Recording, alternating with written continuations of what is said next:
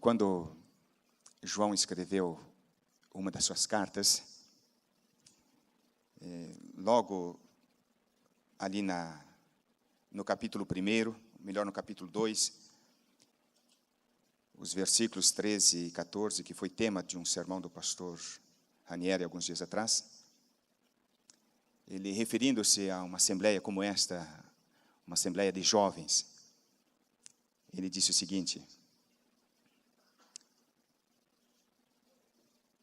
jovens, eu vos escrevo porque tendes vencido o maligno. Eu quero acreditar que esta é a realidade de todos vocês. E o verso 14, na última parte, ele diz assim: jovens, eu vos escrevi porque sois fortes, e a palavra de Deus permanece em vós, e tendes vencido o maligno. Se nós pegarmos essas palavras e aplicarmos à nossa vida, eu acho que só isto seria um grande diferencial. Se nós tivermos a compreensão de que realmente nós já vencemos o maligno. Eu quero agradecer aqui o coral dos angolanos que já cantaram no primeiro culto e acompanharam o primeiro culto. Mas eu quero chamar o Domingos, está aqui à frente ainda, para dizer algumas palavras. Eu já fiz referência no primeiro culto, mas quero fazer também diante de todos vocês. O pastor Ranieri disse há pouco de que o Domingos, depois de ter passado bons anos aqui conosco, ele está voltando à sua pátria, mas por um pouco de tempo. O Domingos já recebeu um convite da instituição para voltar e continuar servindo essa instituição. E nós esperamos que tudo dê certo e que dentro em breve ele possa voltar. Essa semana eu tive um encontro em Curitiba com o cônsul-geral da Angola, Dr. Ismael. E falarmos sobre os alunos que nós temos aqui. E o relacionamento que nós já temos há cerca de 20 anos com Angola. E ele sabe da apreciação que temos com este país e com o povo deste país. Angola, por cerca de quase 30 anos, esteve envolvido numa guerra civil. Logo após a morte de Savimbi, em 2002, eu visitei pela primeira vez aquele país. E ao conversar com as pessoas e ao andar por várias províncias, eu percebi que ali mora um povo com um coração extraordinário. Um povo que, apesar das vicissitudes da guerra, dizia-se naquela época que não tinha nenhuma família de Angola que não tivesse perdido um dos seus queridos naquela guerra civil. Muita tristeza, ouvi muitas histórias. Mas o que mais eu admirava ali é que o povo não perdeu a sua fé. O povo não perdeu a alegria de viver. O povo não perdeu a sua cor, o seu colorido. Eu sou um apaixonado por Angola. Já visitei várias vezes aquele país. Temos um trabalho junto com aquele país. E na escola nós temos hoje 96 angolanos, os quais nós nos orgulhamos muito de tê-los aqui, como nossos filhos. E quando na conversa com o cônsul, ele me dizia o seguinte, entre tantas outras coisas: Pastor Martini, nós somos muito gratos ao NASP por essa parceria, porque os jovens que estudam ali, eles são burilados, ele usou esse termo várias vezes, são burilados, eles voltam diferente. E quando ele me falava isso, eu lembrei de que alguns anos atrás, quando começamos essa parceria, ainda eu era diretor no IAPENS, lá no Paraná. O ministro das Relações do Interior, ele tinha 3 filhas conosco, estudando ali no colégio. E por ocasião da formatura de 2 delas, ele foi visitar-nos. E a prefeitura de Maringá, o prefeito, os secretários, ex-prefeitos, fizeram uma comitiva para receber e entregar as chaves da cidade para aquele visitante ilustre. E naquele dia, dentro do salão grande, eu estava sentado ao lado do ministro João Miranda, e alguém fez a seguinte pergunta: ministro, por que o senhor deixa as escolas da Europa, que estão tão próximas de Angola. E o Senhor escolheu justamente o Brasil, e no Brasil uma cidade de Ivatuba, uma cidade pequena, e uma escola totalmente desconhecida para colocar as suas 3 filhas a estudar aqui. Ele foi preciso na resposta. Voltando-se àquela pessoa, ele disse: eu escolhi essa escola para que as minhas filhas recebessem a educação formal. Porque eu tenho acompanhado alguns jovens que têm passado por aqui, e eu observei que ao voltarem ao meu país, são pessoas diferentes. E eu queria que as minhas filhas não tivessem apenas uma boa formação acadêmica, mas que tivessem uma boa formação de valores, de moral. 2 das suas filhas, elas se batizaram e hoje são membros da Igreja Adventista. Angola tem contribuído com o Brasil desde os tempos antigos. E nós temos, obviamente, muito carinho por vocês. Muito obrigado. Mas o NASP não tem apenas os alunos de Angola. Nós temos aqui mais de 20 nações representadas aqui dentro da escola. Ainda semana passada eu estava fazendo um estudo sobre a questão dos nossos alunos, e para ter mais ou menos uma ideia, um mapa de onde que vêm os nossos alunos. E eu fiquei extremamente feliz, porque nessa escola nós temos alunos de todos os estados brasileiros, de todas as unidades federativas. Isto, irmãos, amigos, queridos estudantes, significa que nós poderemos irradiar a nossa luz para todos os lugares. Mas vocês sabem que, já há algum tempo, os evangélicos, de uma maneira geral, eles separaram uma faixa do globo, e chamam essa faixa de Janela 1040. É onde moram cerca de 66% da população mundial, nessa janela. É uma área que ocupa cerca de 33%, 1/3 do território global. Esta área, com 66% da população mundial, a grande maioria, professa outra fé que não o cristianismo. E por isso, muitos cristãos de diferentes religiões, eles estão preocupados e estão fazendo grandes esforços para levar a palavra de Deus a esses lugares. Nós aqui no NASP temos enviado jovens, professores, funcionários, todos os anos, algumas dezenas deles, para vários países, entre eles alguns países da Janela 1040. São pessoas que vão para esses lugares, ficam ali alguns 3 semanas, 4 semanas, outros ficam 1 semestre ou até 1 ano, prestando um serviço em favor daquelas pessoas, levando o Evangelho eterno para que elas possam conhecer a Cristo Jesus e o plano da salvação. Mas mais do que isto, essa escola, ela trouxe alguns rapazes e moças desses países para estudar aqui, dando uma bolsa, a fim de que eles recebam a instrução formal, que recebam aqui a inspiração, a motivação, para voltarem ao seu país e ali serem uma luz. E eu quero apresentar apenas alguns deles. Eu vou chamar aqui o Esdron, o Thomas, o Shelson, o Maxime, a Issa, o Servet e o Abdu Assis, para que venham até aqui à frente. São jovens, alguns dos jovens que nós temos nessa escola de outros países, e que eles estão aqui com uma missão bem específica, com um objetivo bastante claro. Depois de se formarem nessa escola, eles têm um único compromisso com a instituição, que é de voltar ao seu país, e independente da profissão que eles escolheram, eles seriam uma luz à família, à comunidade e às pessoas com quem eles vão se relacionar. O Esdron é da Índia, um país com mais de 1,2 bilhão de habitantes. É um grande desafio para o cristianismo. Nós sabemos que o Esdron, sozinho, pouca coisa ele vai fazer.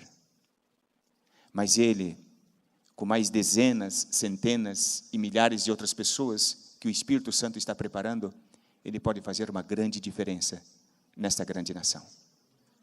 O Esdron, hoje ele faz teologia, e dentro de mais 3 anos, ele deverá estar voltando para a Índia, para cumprir com o seu ministério que Deus lhe confiou ali. Quero chamar aqui o Thomas. O Thomas é da Gâmbia. É um país pequeno, mas com um desafio enorme. Para vocês terem uma ideia, a Gâmbia, 98% da população da Gâmbia é formada por muçulmanos. Pessoas que nada conhecem das Sagradas Escrituras, nada sabem de Jesus Cristo, da eternidade. O Thomas, ele está fazendo engenharia civil. E ele tem o compromisso de que daqui 5 ou 6 anos, ao voltar para o seu país, ele ser uma luz às pessoas com quem ele vai se relacionar no seu escritório de trabalho, nos projetos que ele vai fazer. Ele, obviamente, deverá ser uma luz para iluminar o caminho daquelas pessoas. Eu tenho aqui o Servert e a Issa. O Servert já é mais conhecido. A Issa chegou no final do ano passado. São 2 jovens da Albânia, um país da Europa. Vocês sabem que a janela 1040, ela compreende desde ali do oeste, do norte da África, alcançando ali uma parte da Europa e indo até a região leste da Ásia. É um grupo formado, esse território é formado por 62 países, e entre eles está a Albânia. A Albânia é um país que temos cerca de 30 e poucos % de cristãos, mas é um desafio enorme a pregação do Evangelho ali. E o Servert e a Issa, ele como um pastor e ela como uma pedagoga, voltarão dentro de pouco tempo para o seu país, ele como pastor e ela como pedagoga, mas não tem nada a ver com aquilo que vocês estão pensando agora, que pode até ter no dia de amanhã, mas no momento ainda não. Mas eles assumiram o compromisso com Deus para iluminar a Albânia com a mensagem do Evangelho. Muito obrigado. O Abdul Aziz, né? Chegou há pouco tempo aqui na escola. Ele ainda está aprendendo português. Ele está fazendo o curso de português para estrangeiros e no mês de agosto ou no final do ano estará entrando para a faculdade. Mas o Abdul Aziz, ele vem de um país chamado Níger. É um país pequeno também. É um país que tem 90% da sua população é muçulmana, 5% animista e apenas 5% de cristãos. Obviamente, o Abdul Aziz, ele tem um grande desafio ao voltar para o seu país e levar as palavras do Deus eterno às pessoas da sua nação, da sua nacionalidade. E eu quero chamar aqui o Shelson e o Maxime. Esses 2 jovens vêm de um país que não faz parte da janela 1040. Mas como escola, nós temos outros compromissos também. Nós temos vários alunos do Haiti aqui. Nós chamamos esses 2 para representar os demais. São alunos que receberam bolsa integral aqui da escola, para receberem a sua formação acadêmica. Vocês todos sabem que em 2010 o Haiti foi devastado por um grande terremoto. Mais de 300.000 pessoas perderam a vida ali. Ainda hoje, 4 anos depois, cerca de 146.000 pessoas não têm ainda um lar, um abrigo. O Maxime, o Shelson e outros conterrâneos deles vieram aqui para o NASP. Aqui eles estão recebendo não apenas um abrigo, não apenas um lar, mas estão recebendo calor, estão recebendo inspiração e motivação para que, ao voltarem para o seu país no futuro, que eles possam contribuir na reconstrução do seu país, mas mais do que isto, na reconstrução de vidas para Cristo Jesus. Muito obrigado. Obrigado. Sabe, como uma instituição, nós temos as nossas obrigações e temos os nossos deveres para com a missão que Deus deu a cada um de nós. Mas temos também as nossas obrigações e os nossos deveres como pessoas, como indivíduos.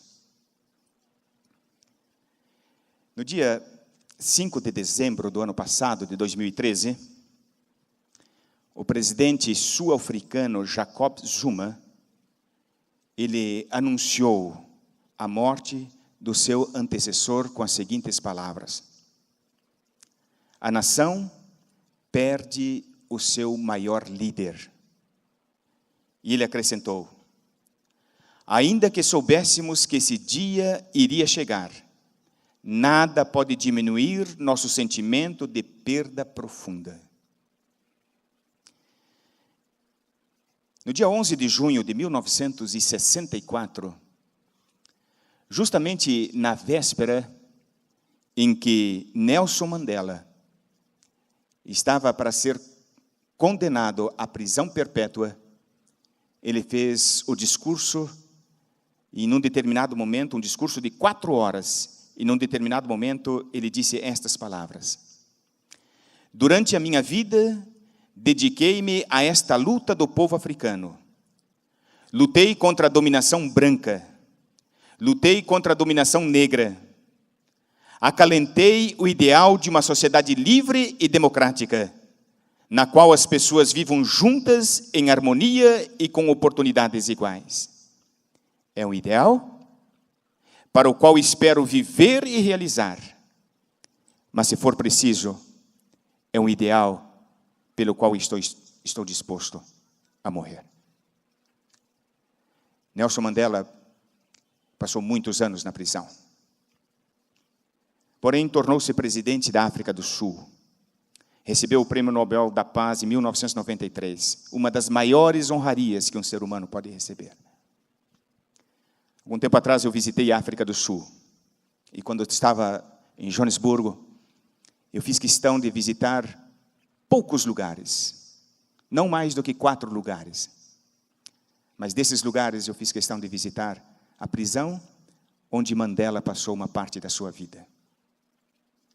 E ao caminhar naqueles corredores, diante daquelas celas pequenas e escuras, veio em minha mente muitos quadros do sofrimento de um homem que estava preso por lutar por ideais nobres e elevados.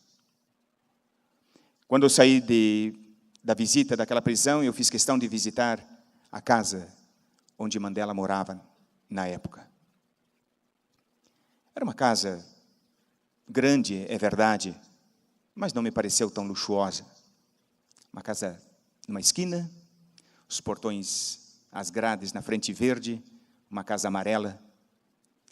E o motorista do carro parou em frente à casa para comentar um pouco e dar-nos algumas outras informações sobre a vida daquele homem, de um grande líder. E enquanto estávamos ali, logo vieram alguns guardas e disseram que nós não podíamos ficar com o carro parado e que era proibido e nós tivemos que sair. Dia 5 de dezembro do ano passado,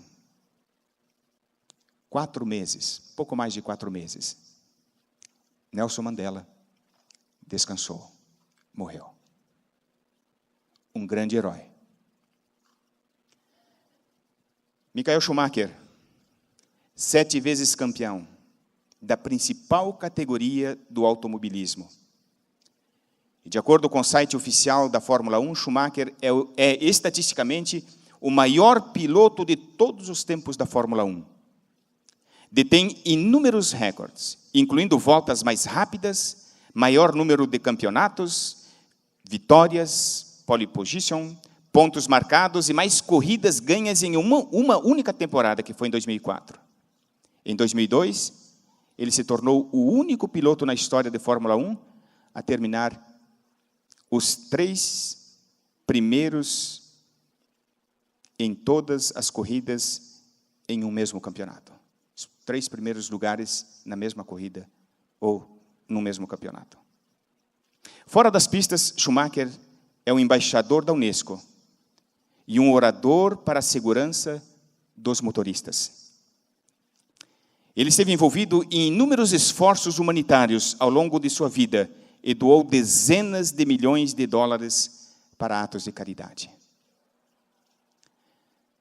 Já há quase 3 meses, Schumacher está na cama do hospital, passou por 2 grandes processos cirúrgicos, em estado de coma, e essa semana os jornais italianos noticiavam de que Schumacher, de 75 quilos, ele perdeu, nesses cerca de 3 meses, já 20 quilos do seu peso. Assim como vocês, eu tenho orado por esse jovem, e que Deus tenha misericórdia, a fim de que ele possa se recuperar e ter a compreensão maior do significado da vida. Essa semana todos estamos chocados, e eu acredito que muitos, se não todos nós, já oramos pelos familiares dos passageiros do voo MH370. 227 passageiros e 12 tripulantes que voavam de Kuala Lumpur a Pequim. Misteriosamente desapareceram. Apesar dos esforços de muitas nações, passado já uma semana, ninguém sabe o paradeiro desse avião, dos passageiros e dos 12 tripulantes. A grande maioria, 153 pessoas, são cidadãos chineses, de acordo com a lista de passageiros publicada pela Malaysia Airlines. Entre eles estava um grupo de 19 artistas proeminentes que voltavam para casa depois de uma exibição na capital da Malásia. Todos no grupo, liderados por Hubu, eram muito famosos na China, segundo o organizador da exibição, Daniel Liao. Outros 8 cidadãos chineses, bem como 12 malaios, eram empregados de uma multinacional americana. Sabe-se também que 5 crianças com idade entre 2 e 4 anos estavam a bordo do avião. 3 chineses e 2 americanos. Devemos continuar orando pelos familiares de cada uma dessas vítimas. Eu consigo e você consegue imaginar a dor e o sofrimento de um pai, de uma mãe, de um filho, de um irmão, por não saber o que aconteceu com o seu ente querido. Queridos jovens, João, ele disse, eu vos escrevo porque vocês são fortes. Eu vos escrevo porque vocês já venceram o maligno. Eu vos escrevo porque eu confio em vocês. Em outras palavras, João está dizendo. Mas eu pergunto, o que é essa vida? O que significa a vida? Vejam que Jesus, ele contou uma parábola e está registrada no Evangelho de Lucas, no capítulo 12. E aqueles que trouxeram as Sagradas Escrituras, eu peço que abram comigo, Evangelho de Lucas, capítulo 12, os versículos 16 a 20. Lucas, ele registra desta forma a parábola contada por Cristo Jesus. E Jesus proferiu ainda uma parábola dizendo, o campo de um homem rico produziu com abundância, e arrazoava consigo mesmo, dizendo, que farei? Pois não tenho onde recolher os meus frutos? E disse, farei isto, destruirei os meus celeiros, reconstruí-los-ei, maiores, e aí recolherei todo o meu produto e todos os meus bens. Então, direi à minha alma, tens em depósito muitos bens para muitos anos, descansa, come, bebe e regala-te. Verso 20, mas Deus disse, louco, esta noite te pedirão a tua alma, e o que tens preparado, para quem será? Jesus, ele foi muito direto. Ele foi exatamente no ponto. Ele faz aqui uma advertência para cada um de nós. Sabe, nós fazemos muitos planos para esta vida. Nós sonhamos com muitas coisas. E devemos fazer planos. E devemos sonhar. O erro que nós cometemos é que nos nossos sonhos, nos nossos planejamentos, muitas vezes, não cabe a eternidade. Nos sonhos que temos, parece que existe tempo apenas para essa vida que conhecemos debaixo do sol. Esta vida que estamos vivendo agora. E Jesus, ele olha para nós e ele diz: você é um nécio, você é um louco. Não que esteja errado você sonhar e planejar e trabalhar para ter uma boa vida aqui. Mas Jesus, ele está querendo dizer que o que vale realmente, o que é importante, é a eternidade. Pedro, quando ele escreveu a sua carta, a sua primeira carta, obviamente interessado em despertar-nos para a situação atual que nós vivemos, e para que nós possamos ter uma visão correta das coisas, ele fala sobre o tempo da nossa vida aqui. 1 Pedro capítulo 1, verso 24. E ele diz que a nossa vida é comparada como uma erva. Nasceu ontem, se desenvolveu hoje, amanhã ela murcha e depois de amanhã ela cai. Assim é a nossa vida. Infelizmente, muitas vezes nós não temos uma compreensão exata do que significa esta vida. Sabe, parece que nós vamos viver a eternidade apenas agora. E nós deixamos as coisas da eternidade para o depois e o depois. Moisés, ele escreveu os salmos de número 90.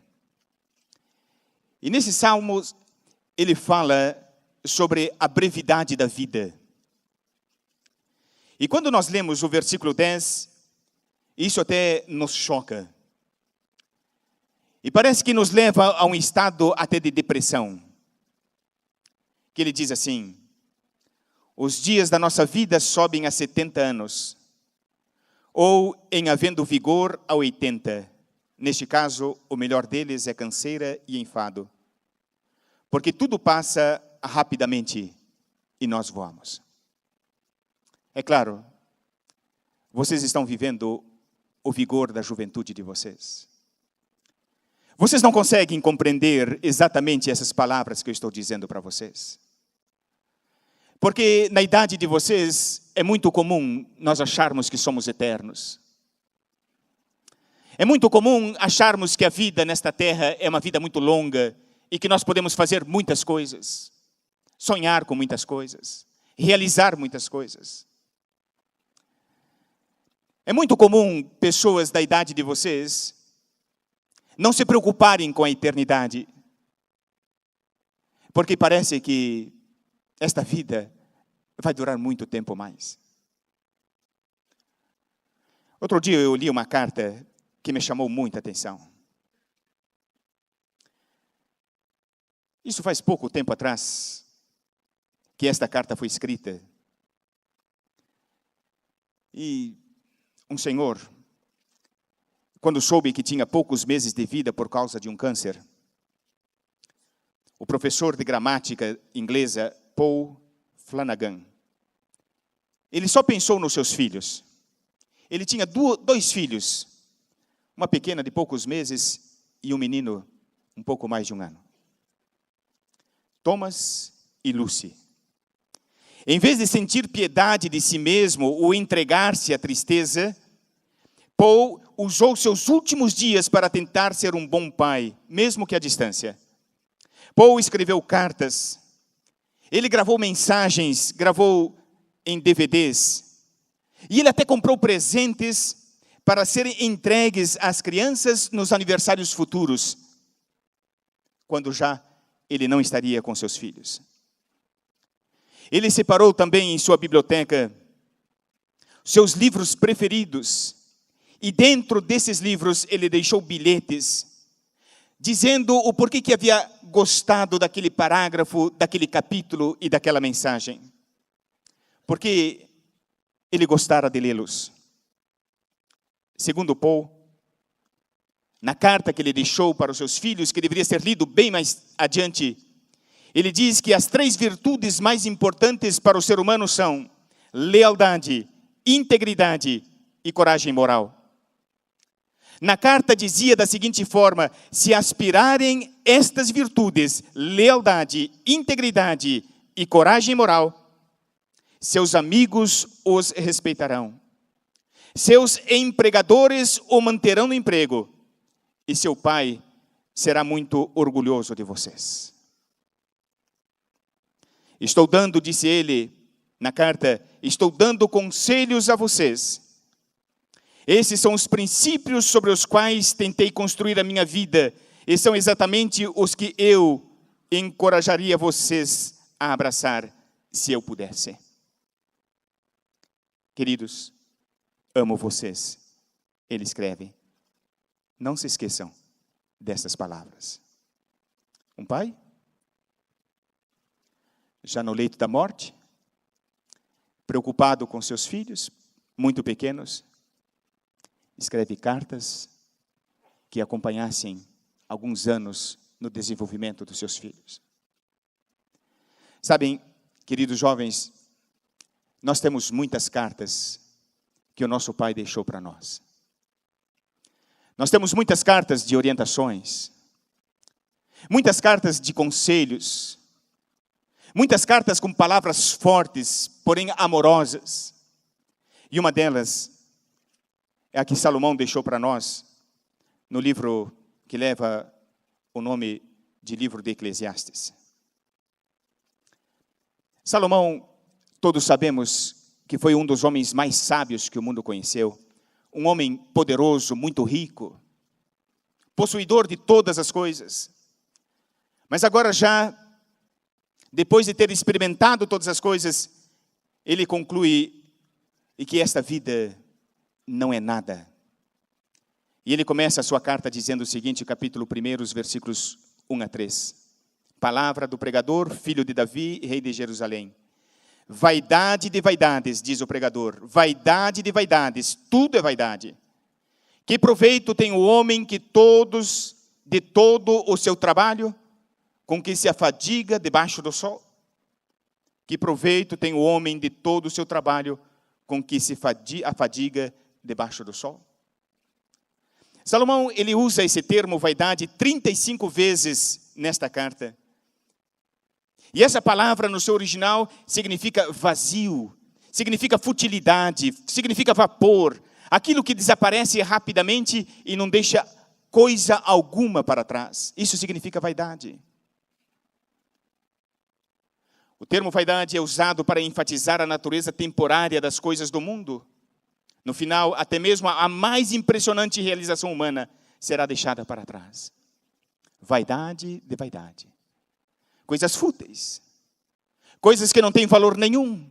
Alguém definiu essa palavra vaidade como aquilo que resta depois de ter estourado uma bola de sabão.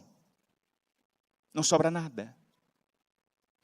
Quando Salomão olha para a sua vida, olha para os seus feitos, ele analisa a sua vida passada, ele diz, tudo é vaidade. Uma vida sem Deus é vaidade. Sabem, no capítulo 2, o versículo 11, falando da sua experiência, ele diz, considerei todas as obras que fizeram as minhas mãos, como também o trabalho que eu, com fadigas, havia feito. E eis que tudo era vaidade e correr atrás do vento, e nenhum proveito havia debaixo do sol. Que palavras tristes. Parece aqui um homem totalmente depressivo. Parece que temos diante de nós um homem que não tinha significado para a vida, que não compreendeu o significado da vida. Salomão descobriu que não encontrar a felicidade, o sentido da vida nas coisas humanas e terrenas. Muitos dos prazeres mundanos foram explorados por Salomão, e nenhum deles ofereceu um significado importante para a sua vida. Vejam que nos 7 primeiros capítulos do livro de Eclesiastes, esses capítulos descrevem todas as coisas do mundo debaixo do sol em que Salomão tenta encontrar a felicidade, tenta encontrar o sentido, a razão da sua vida. Vejam, no capítulo 1, os versículos 10 a 11, ele fala que ele buscou a felicidade, que ele buscou o sentido da vida nas descobertas científicas. Embora sejam úteis, mas ele disse, eu não encontrei aqui. Nos versículos 13 a 18, ele procura a felicidade através da filosofia. Ele procura o sentido da vida. Ele procura preencher o vazio do seu ser através das filosofias. E ele diz, busquei em vão, não encontrei. No capítulo 2, o versículo 1, ele diz, eu procurei o sentido da vida nos momentos de alegria, nos momentos de festa, nos momentos de prazer. Mas ele conclui, também ali não encontrei. Aqueles momentos me deram uma alegria, mas foi um momento passageiro. Passado aqueles momentos, eu voltei àquele vazio existencial. No capítulo 2, o versículo 3, ele diz, eu vivia num estado de ansiedade, e eu precisava procurar alguma coisa para preencher esse meu vazio, eu queria sentir o que significa vida, e eu procurei o álcool. Ele fala, eu procurei o vinho. Mas passado aqueles momentos, eu voltei com o vazio existencial. No versículo 4 do capítulo 2, ele diz, eu procurei preencher o vazio de minha vida através de construções, através de realizações, eu plantei vinhas. De nada preencheu o vazio que eu sentia. Os versículos 7 a 8 do capítulo 2, ele diz, eu procurei o sentido da vida nas posses. Eu adquiri muitas posses, muitos bens. Eu busquei o sentido da vida, eu busquei a felicidade nas mulheres, muitas mulheres. Eu fui atrás do luxo, de muito luxo. Mas aqui estou vazio, desesperado. Não encontrei ali. Nos versículos 19 a 20 do capítulo 2, Salomão, ele diz que eu voltei a minha mente para diferentes filosofias, como materialismo, códigos morais, para encontrar o verdadeiro sentido da vida, e não encontrei. Depois de experimentar todas essas coisas, ele conclui o que ele escreveu no versículo 11. Considerei todas as obras que fizeram as minhas mãos, todas, como também o trabalho que eu com fadiga havia feito, e eis que tudo era vaidade, e correr atrás do vento, e nenhum proveito havia debaixo do sol. Queridos jovens, por que você está aqui no NASP? O que te motivou a deixar a tua família, teus amigos, a tua parentela, para viver neste lugar? Um diploma? Uma boa formação acadêmica? Nos capítulos 8 a 12, Salomão, ele passa a dar agora a razão. Ele dá conselhos sobre como a vida deve ser vivida, a razão para nós vivermos. Salomão, ele conclui que sem Deus não há verdade. A vida não tem sentido nenhum. Ele percebeu que até mesmo as melhores realizações do homem são inúteis a longo prazo.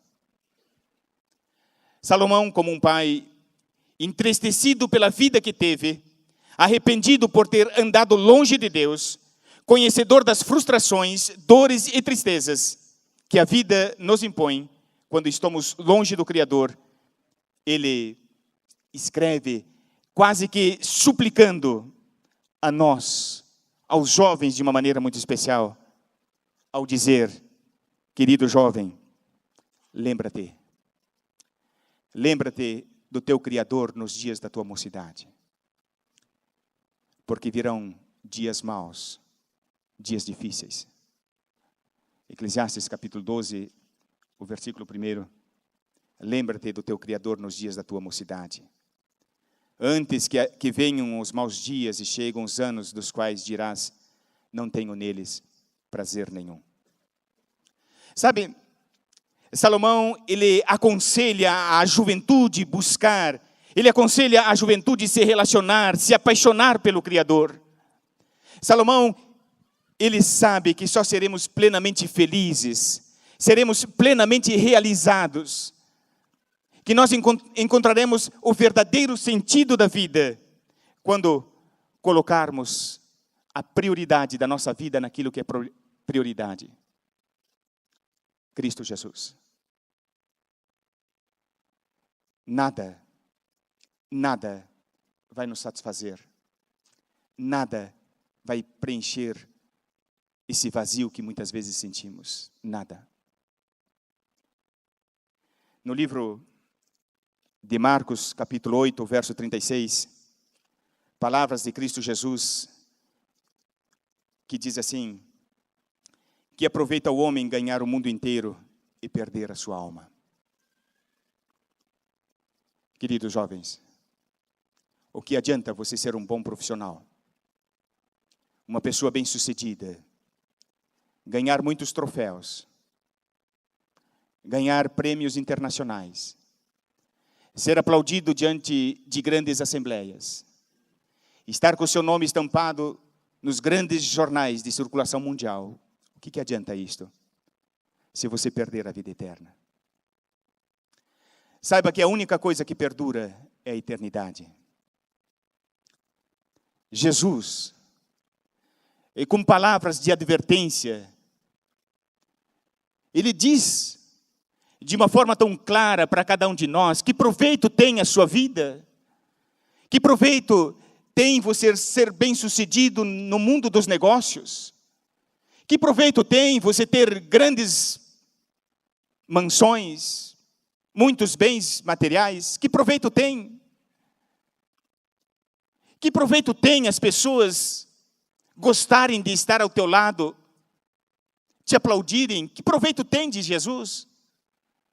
Se nós perdermos a eternidade, nada nessa vida terá valor.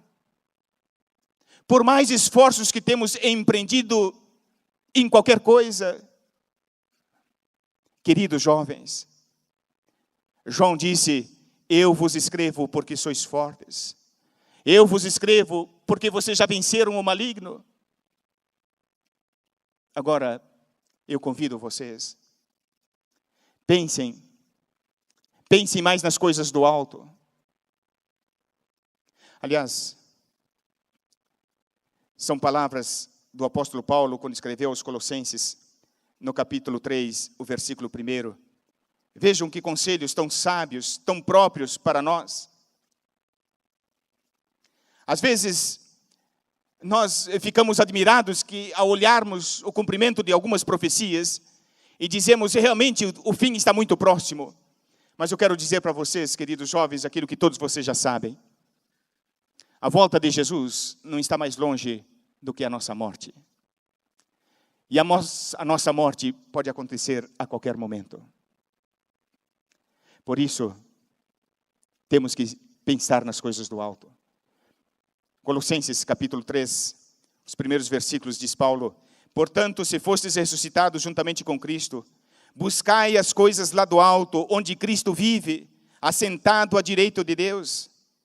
Pensai nas coisas lá do alto, diz ele no verso 2, não nas que são aqui da terra, não nas vaidades que são realizadas debaixo do sol, podemos parafrasear este versículo.